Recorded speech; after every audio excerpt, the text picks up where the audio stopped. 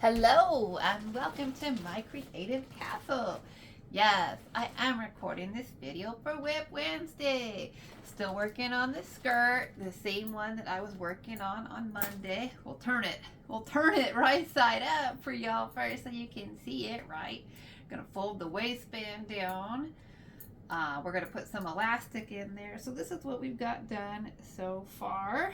And I'm gonna continue knitting on that with you today. So let me see here. Let me get this all worked out.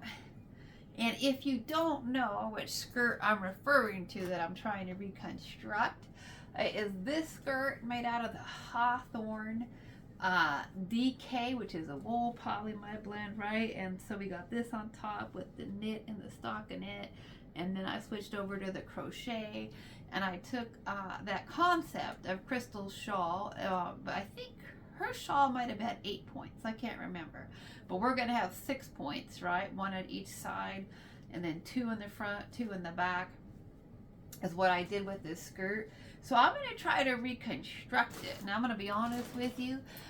When I did that, I was like pretty, new to crochet still. And so I don't even totally understand how I did it and the math and all that. Because just like with knitting, right, crochet can be a little bit challenging to try to convert it, right, from flat to working in the round, and that's what I had to do with it. And so, and I didn't really take notes on how I did that, so I'm gonna go back and watch her tutorial, of course, on the shawl, but that tutorial is not going to help me with that process per se on how to take it and work it in the round, but I think I have the knowledge to figure it out. We'll see, right? We'll see if I can actually replicate that process of what I did or not. But anyways, I'm still working on it in the Kotlin in the Nightfall. If you missed Monday's video, that's totally okay. I get it, right? But this is WIP Wednesday, so say hello in the comment section. Let me know where you're watching from, like what country, what state, what province. That's all you need to put in there, like, don't put your address in there. Just saying, right, we got to protect ourselves on the internet. There's there's people out there, and I think most people are good, right? Most people have good intentions, but there's some unstable folks out there, so we just need to protect ourselves. But state is good. I tell y'all, I'm from Washington State. That's about all people need to know. I am from Eastern Washington, but that's still a big area. So anyways, let me know what's on your needles. Let me know what's on your hook today. Are you crafting with me today? Are you just sitting down with your project?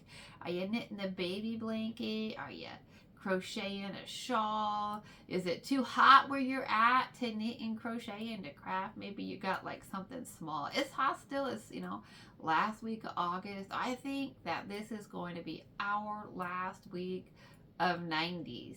Yeah. And I do love summer. I know I complain about the heat all the time, but I still love summer. I love spring. Spring is my favorite season, if you don't know that about me. But, next to spring, I love summer. So, yes, I complain about the heat, but I still love it. So, this is our last week of August, and I think it's going to be 90s, and then that's it. We're going to get down into the 80s and probably even the 70s pretty quick in September, and that's nice. That's perfect, right? That's perfect summer weather. Perfect way to end the summer. Perfect way to enjoy those last 3 or 4 weeks of summertime. And you can still do lots of stuff outside. You guys still like to go outside in September? I think it makes it more pleasant, personally. It really does. Like, I remember a lot of times in September, I still go swimming in September. I still go fishing. I love to go fishing in September still. There's still lots of stuff. You can hike. You can just enjoy, the outdoors a little bit more without, getting super hot and sweaty and dehydrated and all that. So I think there's still plenty of good outdoor time in September. Of course, that can change if you got kids, right? If you got kids that are in school and you got to get them on their school schedule and their school routine, then of course that can change. But, maybe it is too hot for you to craft where you're at right now. And if that's so, where you're working like maybe like an embroidery project, or maybe you're just hanging out and like doing some sketching or something, got out your little sketchbook, doing some drawing, or maybe a coloring book, and working on some other way to be artistic, some other way to be crafty, right? Yeah, that's all we're about here, just being creative and whatever, however that looks like to you, right? It doesn't have to be knitting, it doesn't have to be crocheting. I got tails going on everywhere. Oh my, oh my. So anyways, with this skirt, I said, I'm going to try to redo that skirt. So the other one I just showed you is in a wool and a polyamide. This is a cotton, and what I can definitely say so far is that it's going to be a different fabric for sure, right? For sure. So the wool, the one in the Astoria tonal, the wool one, I can probably get away with wearing that one, without shorts or a slip or something underneath. This one, I don't think so. This one's gonna, which is fine. I mean, I don't mind wearing like gym shorts and, bicycle shorts, workout shorts, something like that under my skirt. I do that often. And this time, like sometimes you see me sitting up here on the bed in a skirt, and I try to remember to put on, like some type of, workout shorts or something, or if you're traveling, getting in and out of the car or something like that, or outdoorsy doing something, right? Like I used to wear a lot of skirts even when I'd work out in the gym. So I was looking at this. I've definitely tried it on. It needs something. Okay, it does. It just needs something. So I want to line it, okay? If you saw, the granny square tote bag got lined. So I have some blue fabric. What do you think about, can I put this blue, right? This blue fabric underneath the skirt. Okay, I'm going to be real with you. I want to do that. First of all, I am colorblind. I know they're both blue because, I bought them myself. And I did ask my AI again, right? I use the Google Gemini AI a lot for color, and I did ask it again about that fabric. I'm like, what color is it? And it says it's blue. So, can I put those blues together? It's my first question. And then I don't even know if I can do it, right? Because I had my sister was the person who helped me to line that tote bag. My sister only comes once a year. My sister's good at sewing. She does all the crafts. My sister is way, way craftier than me. I knit and crochet. She sews. She embroiders. She does cross stitch. She quilts. She's got more talent going on in the creativity department than I do. And so, I don't know. I had to have her help me. She used the sewing machine. I don't own a sewing machine. I don't know how to use a sewing machine. So I don't know if I can actually line this skirt. My biggest obstacle actually to doing that is going to be to cut the fabric, okay? Like I've talked about it numerous times. I cannot see straight. I cannot sew straight. I can't cut straight at all. When I wrap like Christmas gifts for my family, it's like it's all over the place, right? Squiggling about.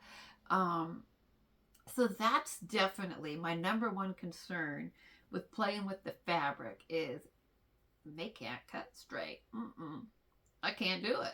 So I don't actually know if I should even attempt it, right? Part of me is like, girl, don't even try. Just wear some gym shorts, right? Just wear your yoga shorts. Just wear some bicycle shorts and don't even try because, I'll have a nice skirt and do I want to mess it up? Okay, so there's that whole thing. Like, May can't cut straight and I can't sew straight and none of that.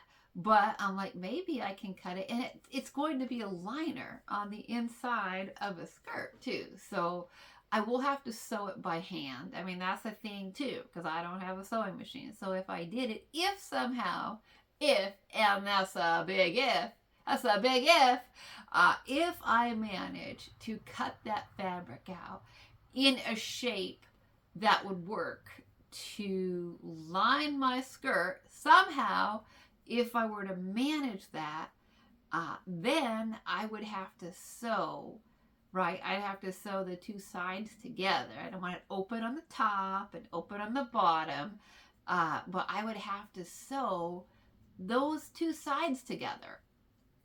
And I'd have to do it by hand. And then I would still have to sew it on the inside of the skirt, which that doesn't bother me. I showed you on the granny square tote bag, right? I actually sewed the liner into the skirt. That's something that you have to do by hand, in my opinion. Now, I'm sure that there are people who are talented enough that they could sew a cotton liner inside of a crochet bag and, do that with the sewing machine and not mess up the crochet and not get it bunchy and, not have the sewing machine tear it up, all that. But, my sister and I were like, no, we're not going to try that. So I sewed that liner into the bag myself, and I showed you it's gappy. It's not perfect. It's not straight. It's gappy. So that would be the thing for me. There's a number of factors on, besides can I put these blues together? That's just the beginning. It's, then can I cut it? Can I cut it straight? And then can I sew it? And can I sew it straight? Yeah, those things are extremely challenging for me to do. So part of me is like, well, try it, right?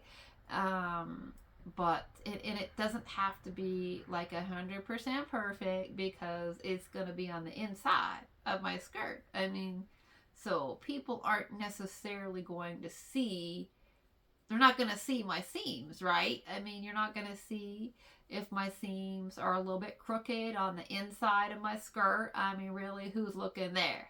You shouldn't be looking there, okay? So I'm entertaining that, but I don't know if I'm that ambitious. I kind of think I'm not. I'm kind of like, nope, gym shorts, there's nothing wrong. I don't have any navy or dark blue gym shorts. I have black ones that I usually wear underneath my skirts and my dresses. I also have a pair of gray ones that I, would wear to work out in, like wear underneath my other shorts. Like I'd wear, sometimes I'd wear shorts on top of shorts. When I'd work out at the gym, I'd wear like those, like those bicycle type shorts or those spandexy type shorts. And then I'd wear like another pair of shorts on top of those. So I'd layer up even in the gym working out.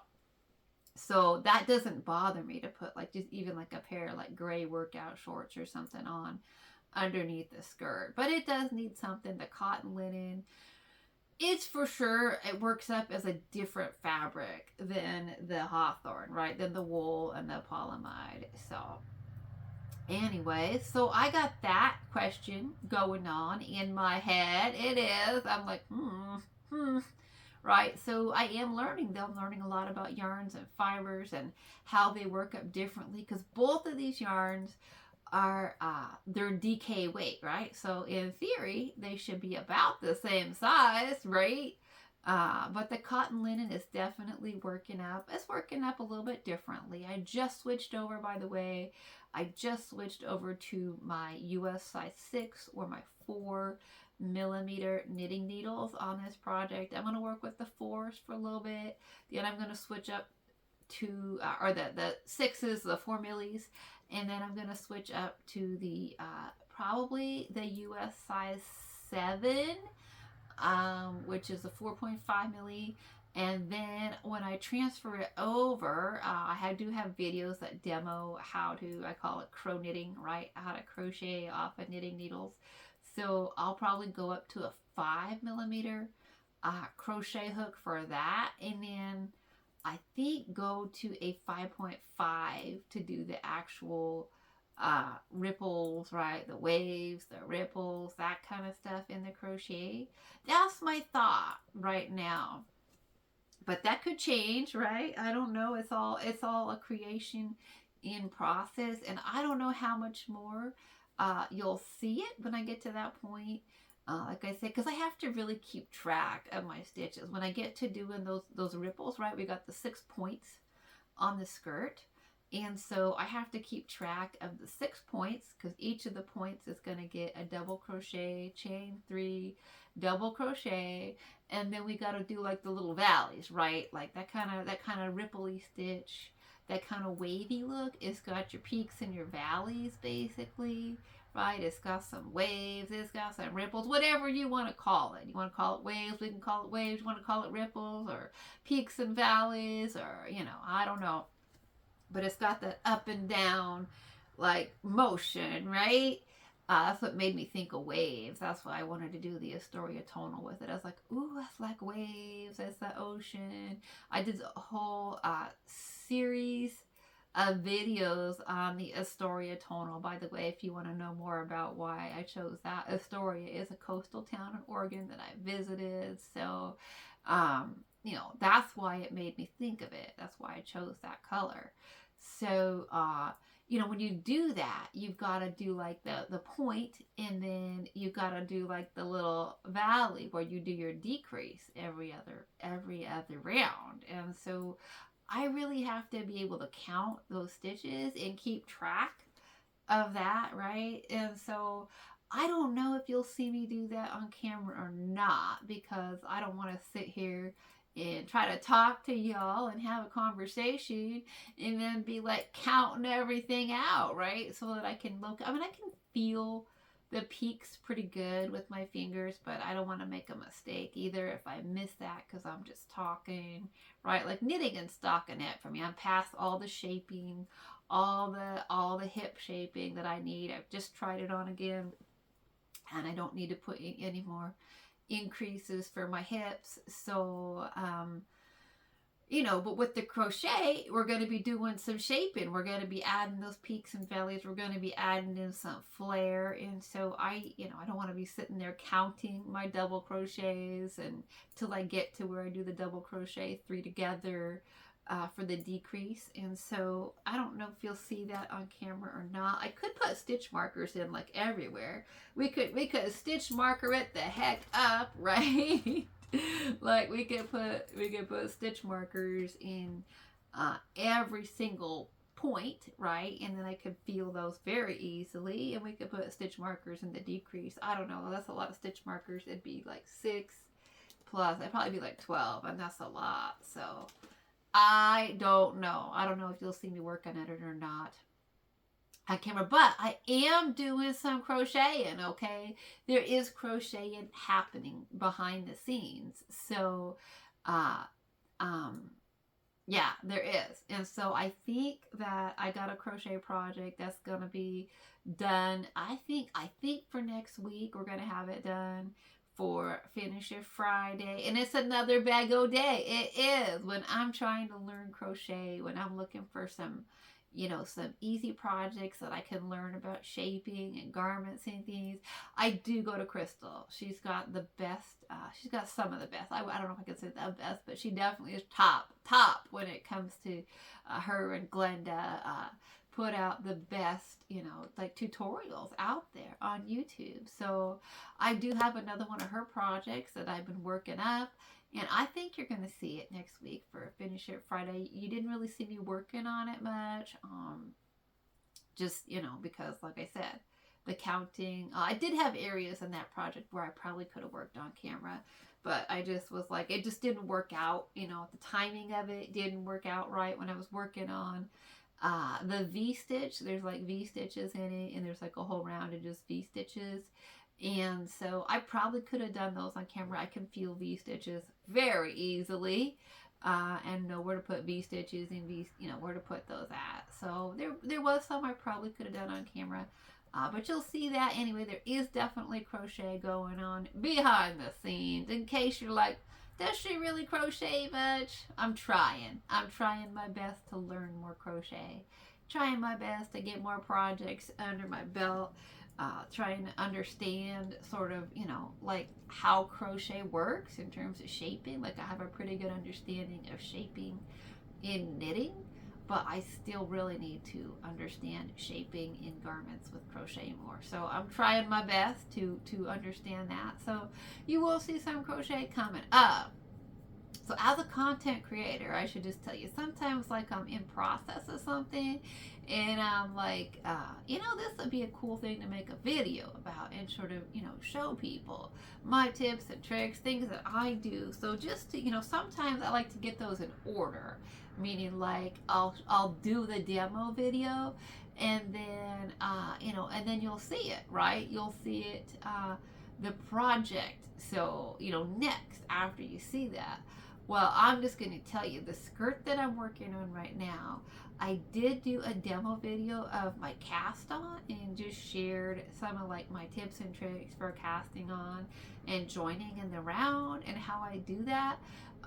And that video did not come out before you saw the skirt. Okay, you saw the skirt on the Mondays with May. You're seeing it today for WIP Wednesday. And I'm just going to tell you that that little demo video, on tips for casting on, that's going to come out later. Just was how things worked out. It was just like, that was just how it was, right? I mean, that's just the reality of, video making sometimes and being a content creator. And, I don't necessarily have like a predictable schedule here. I realize that because you know what? The yarn companies don't always tell me when the sales are. They don't. I can't believe it. But they don't call me. They don't ask me. They're like, no, I don't get no tip off. Or they're like, ooh, sale. Right. I have no clue when sales are coming. So I can't schedule those sale videos ahead of time. So I don't have a lot of stuff, that has to, I do have like my Finish It Fridays. We try to get on Finish It Friday. We try to do a WIP Wednesday video every week, Finish It Friday every week, but even that's no guarantee. But beyond that, I'm trying to kind of get some kind of a schedule, but I don't know. It's still pretty open because, hey, this channel is a work in progress, right? Just like me, just like my WIPs, just like all my projects. So, so sometimes it just doesn't work out to get those sort of in process videos, ahead of the project. So, but it's still a good teaching video on casting on and joining in the round. And I know that that can be a real struggle for some people. So I just wanted to share like my tips and tricks. So that video will be coming up later on sometime. Don't know exactly when, but eventually. So just so you know, that's kind of how things go, right? Behind the scenes, making a YouTube channel. So anyways, okay, well, I just finished another round. We just did 2 more rounds of the skirt. I don't know how long people want these. Like, do you want your WIP Wednesday videos longer? Is, about 20 to 30 minutes good enough? Because I can do another round or not. I don't know. Some people see a video that's really long and they're like, nope, ain't got time for that. Other people, though, they get on their roll and they're knitting and they like a 30, 40, 50 minute, hour video because they just want to sit and stitch. They don't want to have to like go and find another video. So let me know what you're looking for in a WIP Wednesday, in a crafting buddy. Do you want it shorter? Do you want it longer? Here's the skirt again. We're going to turn it, right? Here's what it looks like now. Couple more rounds on there. Let me know. Can we put these blues together? Like, does this blue go underneath that blue? Does that work? What do y'all think? Colorblind lady needs to know. And if you are, I don't even know if I introduced myself today. You guys, I don't remember. That's the kind of day it is. I don't remember.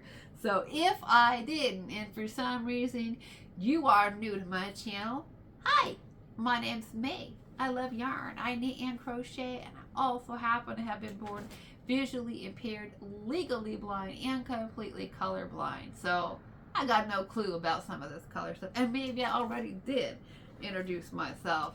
Don't really remember. Sometimes you have those days, right? You're like, did I say that out loud? Or was that just in my head? I don't know. Anyways, but now it's time to end. So, you know what I like to end my videos with?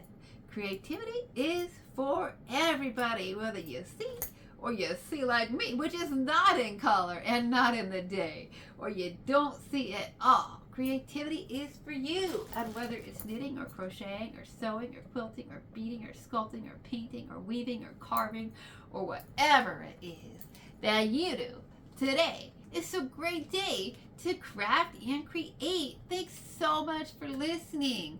And until next time, happy stitching. Bye-bye for now. You want me to turn the light on? It's not that dark in here, but maybe I'll turn it on so that you can see the fabric with the skirt and help me decide, right? Do they go or not? Hang on.